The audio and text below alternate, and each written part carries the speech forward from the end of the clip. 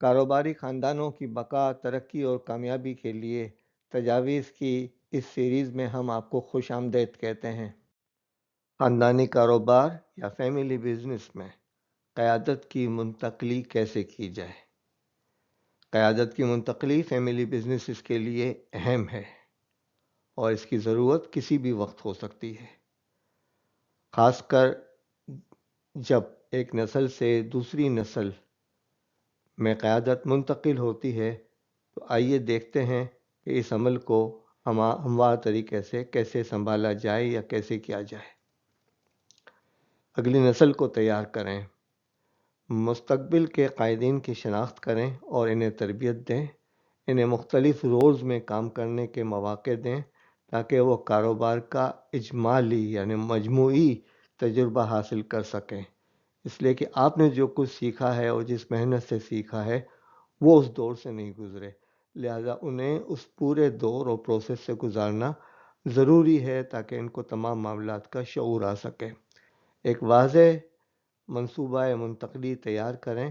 قیادت کی منتقلی کے لیے ایک رسمی یعنی فارمل منصوبہ تیار کریں جس میں ٹائم لائن،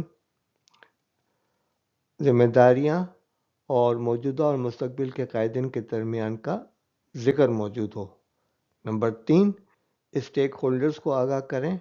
کلیدی اسٹیک ہولڈرز یعنی وہ خاص افراد جن کی شیئر ہولڈنگ بھی ہے اور جن کا رول بھی ہے، ان کو بھی، اور جو خاص ملازمین ہیں اور شراکت دار ہیں اور گاہک ہیں، ان سب کو اس کے بارے میں آگاہ کرنا ضروری ہے تاکہ نئی قیادت کو تسلیم کرنے میں آسانی ہو سکے۔